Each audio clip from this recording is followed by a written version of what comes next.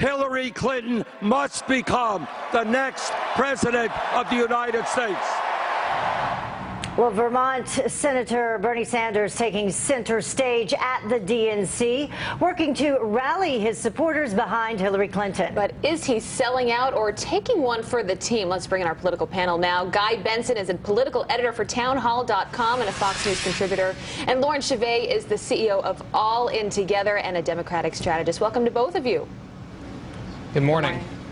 So you guys are both at the Democratic convention. A lot of people, Guy, were waiting to hear what Bernie Sanders was going to say last night, given everything that's happened with these emails. He was in sort of a tough spot. What was your reaction?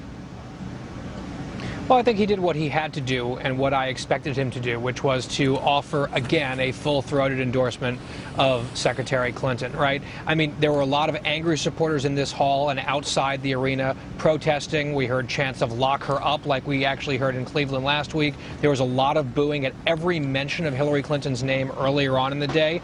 And when he got to the point in his speech last night where he said, and yes, this now means that we must support Hillary, it was mostly cheers, some boos, but look, he lost the election. He knows he lost the election. This is the end of the line, and he is now being the good soldier team player that, frankly, he has been for the Democrats throughout his entire career, despite being a so-called independent.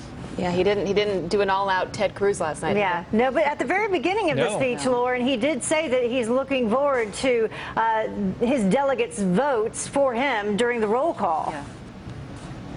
Well, look, he's passionate about the democratic process, and I'm not surprised that he wants to see his delegates have the opportunity to express their vote. And by the way, that's in stark contrast to Republicans who refused to allow the roll call vote. And I spoke to many Republicans in Cleveland who were despondent that they were not allowed to be unbound and were required to vote for Trump at on the convention floor. So I think, you know, he wanted to reinforce that that's a difference here.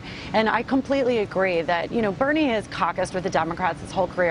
And that, you know, despite some of the talking points about the Democrats being so split, the truth is, you know, the difference between $15 an hour minimum wage and a $12 minimum wage, these are not like vast ideological differences. And I think the party is absolutely coming together. Will there be people who dissent? Of course there will. It's democracy. But I think on balance, we're going to see a very united Democratic Party. Well, meantime, some brand new polls show Donald Trump with a big convention boost, putting him back in the lead in the general election. And the Republican nominee is touting his big gain, as you would imagine. And he did that in Virginia yesterday. Listen. Have you seen the polls that just came out from? We had like the biggest bounce that anyone can remember. We're leading. We're actually leading in the polls. And the CNN poll was so good, I may have to start liking them again. All right, so that brand new CNN poll that he's referencing, it puts him at 48%, Clinton at 45%. So, Guy, what does Trump need to do now to keep that momentum going? Well, I think a couple things. If you look at that CNN poll, not only is he up 3 points head-to-head with Hillary Clinton, when you include the third-party candidates, his lead actually grows. So this was a nice bounce for Donald Trump. There were some problems in Cleveland last week from a logistical standpoint, a unity standpoint, but I thought he was going to get a bump, and he has. Now, in terms of keeping that bounce, it's difficult because now it's the Democrats' turn, and traditionally the party that has the big showcase will see a polling advantage at the end of the week.